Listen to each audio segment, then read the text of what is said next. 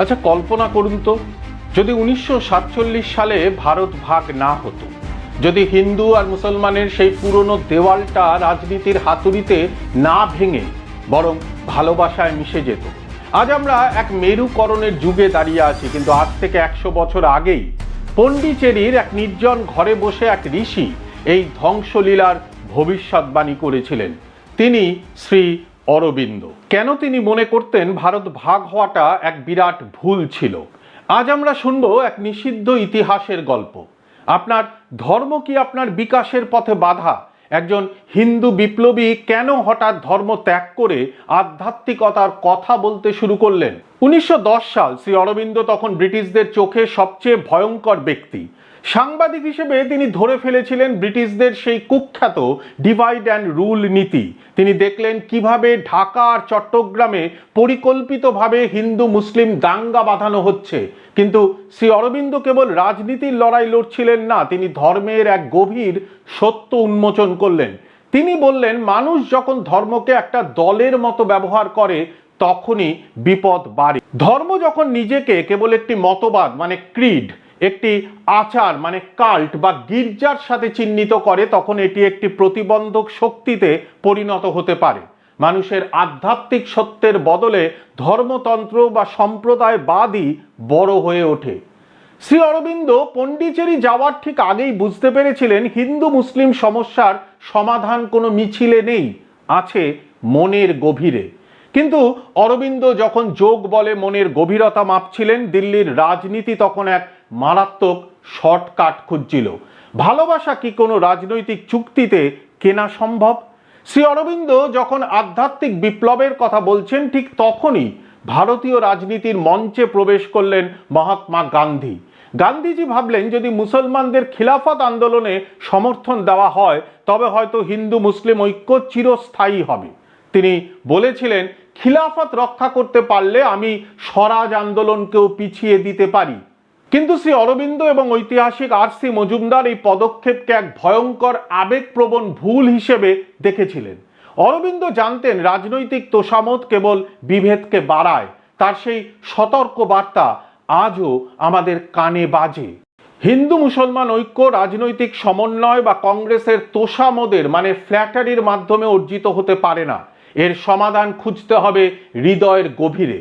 আমাদের মুসলমান ভাইয়ের প্রতি দেশপ্রেমিকের অটল ভালোবাসা প্রসারিত করতে হবে। মনে রাখতে হবে তার মধ্যেও নারায়ণ বাস করেন, তবে তাকে মিথ্যে ভাবে বা স্বার্থপর দুর্বলতা ও কাপুরুষতা থেকে তোষামত করা বন্ধ করতে হবে। রাজনীতি যে ঐক্যের চেষ্টা করেছিল তা ছিল তাসের ঘরের মতো, যা 1946-এর দাঙ্গায় ভেঙে চুরমার হয়ে যায়। একজন হিন্দু সন্ন্যাসী বলছেন, ইসলামের ভারত বিজয় ছিল দরিদ্রদের কাছে এক আশীর্বাদ। কেন? স্বামীজি এমন কথা বলেছিলেন। স্বামী বিবেকানন্দ ছিলেন অরবিন্দের আধ্যাত্মিক পথের অগ্রদূত। তিনি জানতেন কেবল ধর্মতত্ত্ব দিয়ে পেট ভরে না।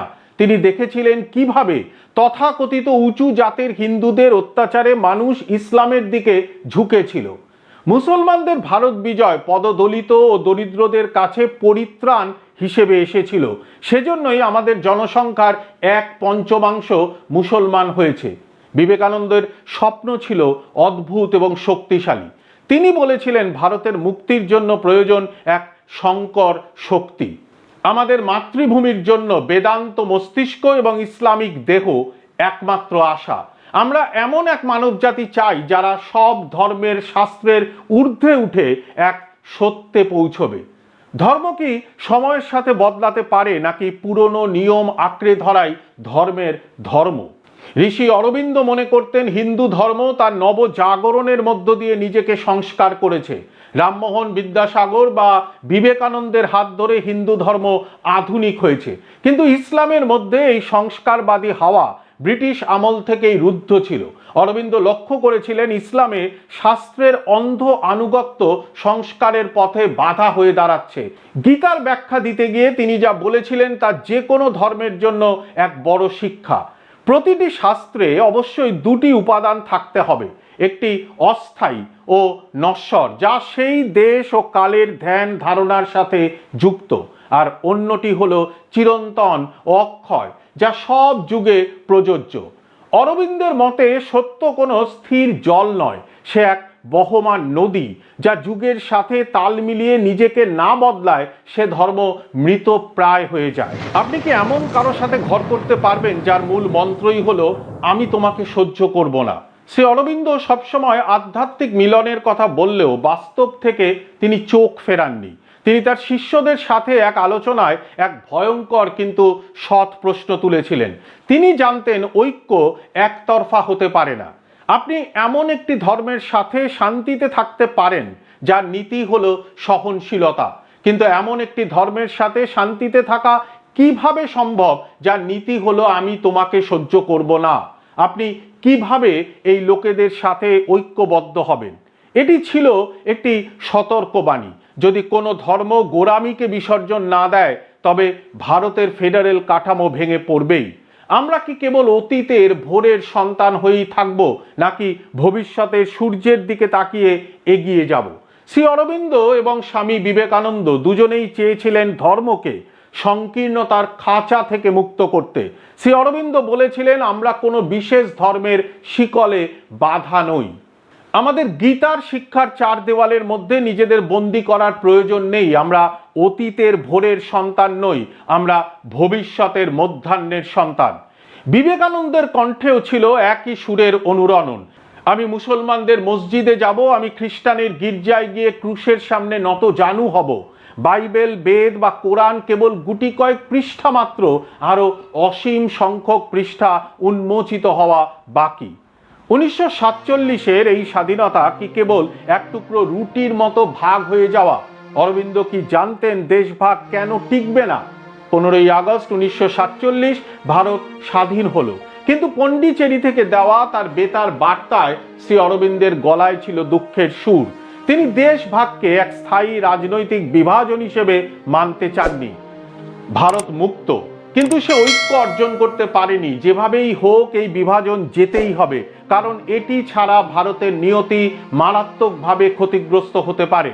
কংগ্রেস বা জাতি যেন এই মরা বিভেদকে চিরস্থায়ী সত্য বলে মনে না করে। আজ আমরা আবার এক ক্রান্তি লগ্নে দাঁড়িয়ে। শ্রী অরবিন্দর সেই আধ্যাত্মিক মিলন কি আদৌ সম্ভব, নাকি আমরা রাজনীতির সেই পুরনো গোলক ধাঁধাতেই আটকে থাকব? স্বামী বিবেকানন্দের সেই বেদান্ত মস্তিষ্ক ও ইসলামিক দেহর স্বপ্ন দেখার সাহস কি আজ আমাদের আছে? উত্তরটা হয়তো আমাদের নিজেদেরই খুঁজতে হবে। আপনার কি মনে হয়? কমেন্টে আমাদেরকে মতামত জানান। ধন্যবাদ।